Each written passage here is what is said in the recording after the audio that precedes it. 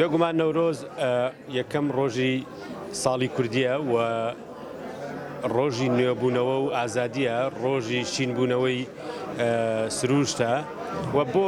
گەلانی ڕۆژهەڵات بەگشتی و گەلی کورد بە تایبەتی تایبەتمەندێکی خۆی هەیە، بە تایبەتی تعبیری کردووە لە ئازادی و پەیام بۆ ڕووناکی و گەلی کورد لە ئەدەبیاتی خۆی، لە نووسینی خۆی، لە کەلتور و فەرهەنگی خۆی نەورۆز تایبەتمەندی خۆی هەیە. واتە بۆ هەموو کوردێک نەورۆز جەژنی نەتەوەیمانە و ئەم جەژنە ئەبێ پەری پێ بدرێ، بپارێزرێ، بە بەردەوامی لێکۆڵینەوە و توێژینەوەی لەسەر بکرێ. سەبارەت بە خەباتی ئازادی مرۆڤ و مرۆڤی کورد دەزانین نەورۆز عقدەیەکی گەورەی لای داگیرکەرانی کوردستان دروست کردووە و لە نەورۆزی 2022دا پارێزگارێکی سەپێنراوی پارێزگایەکی داگیرکراوی وەکو کەرکووک ڕێگە نادرێت لە 3 سەعات زیاتر بە نووسراوی ڕسمی یادی نەورۆز بکرێتەوە کە لە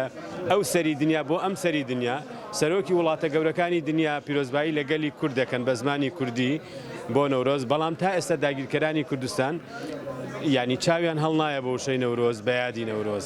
ئەمە دەرخەری ئەوەیە کورد گەلێکە ینی داگیرکەرانی تووڕە کردووە و قورسایەکی گەورەی لەسەر دڵیان دروست کردووە و بۆ خەڵکێک بە کەلتور ڕقی لە ئازادیە، ڕقی لە پێکەوە ژیانە، ڕقی لە مافی ئەوانی ترە حتمما بەرخوردی بۆ جۆرە لەگەڵ نەورۆزەکە. ئەم ساڵ داواکارم گەلی کورد تێکڕا تایبەتمەندێکی زیاتر بدەن بە نەورۆز، لەناو هەموو ئەو قەیرانانەدا دەرفەتی ئازادی زیاتر بدۆزنەوە، پێکەوە کارگرتنی هاوبەش بدۆزنەوە، پێکەوە ئیشکردنی هاوبەش بدۆزنەوە، بە تایبەتی هێزەکانی پارچەکانی کوردستان، هێزە کوردستانیەکان لە باشووری کوردستان. هەرێمی کوردستان تایبەتمەندی خۆی هەیە و لە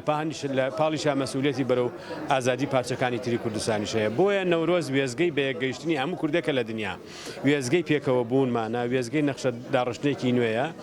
لە هەر کوێیەکی دنیا کوردێک هەیە ئەم ساڵ پەیام ئەوەیە یادی نەورۆز بکاتەوە لەسەر ئاسی تاکە کەسی، لەسەر ئاسی خێزان، لەسەر ئاسی گەڕک، شار، دەڤەر، ناوچە، لە قەندیلەوە بۆ کەرکووک، لە مەندەلیەوە بۆ دیاربەکر، لە ئامەدەوە بۆ قامیشلۆ، لە مەهاباد و سنەوە بۆ سلێمانی و گەرمیان، لە هەموو جێگاکانی کوردستان یادی نەورۆز بکەنەوە. نەورۆزی ئەم ساڵ بکەنە هەوێنی گۆڕانکاری کە لەناو ئەم قەیرانانەی کە لە جیهاندا هەیە، نەورۆز با دەرفەتی پێکەوە بوونی هەموو کوردان بێ و سەرکەوتن بۆ کورد پایەدار بێت. نەورۆز و هەموو ئەوانەی لە نەورۆزدا بە هیوایەکی نوێەوە ئەڕوانە ئایندەی کورد و کوردستان و پیرۆزبایی لە هەموو ئەوانەکەم نەورۆز بە جەژنی خۆیان نەزانن و هەموو ئەوانەشی نەورۆز بە جەژنی خۆیان نازانن تێبگەن داگیرکەرانی کوردستان چەند ڕقیان لە وشەی نەورۆز و ناوی نەورۆز و یادی نەورۆزە نەورۆز کەنە بۆنەیەک بۆ بەرەو ڕزگاری. هەموو ئەو کەسانەی کە پەیامیان هەیە بۆ ئازادی کورد، گەلی کورد لە هەر کوێیەکی دنیا هیوادارم نەورۆز بکەنەوە. بە تایبەتیش ساڵانە بۆتە بۆنەیەکی نوێ و پەیامدار و ئامانجدار بۆ ئازادی لە باکووری کوردستان لە جێگاکانی تری کوردستان کە ئەویش نەورۆزی قەندیلە، نەورۆزی بە یەکگەیشتنی هەموو کوردی هەر چوار پارچەی کوردستانە. قەندیل ڕەمزێکی تاریخیمانە، ڕەمزێکە لە ئێستاە، ڕەمزی ئایندەیە بۆ کورد و کوردستان. جا هەر کەسێک لە قەندیل بێ ئەوە داکۆکی کارە لەوەی کە کورد خەباتی بەردەوامە و پەیامی ئاشتی هەیە و پەیامی پێکەوە ژیانی هەیە. هەر کەسێک دەچێتە قەندیل لە هەر جێگەیەکی تر نەورۆز دەکاتەوە، گرنگ ئەوەیە لە ڕۆحی خۆیان هەر یەکەمان ئاگری نەورۆز بکەینە پەیامی ڕووناکی بۆ ئایندەی کوردستان، بۆ ڕزگاری کوردستان، بۆ ڕێگای ڕۆشنکەرەوەی بەدیهێنانی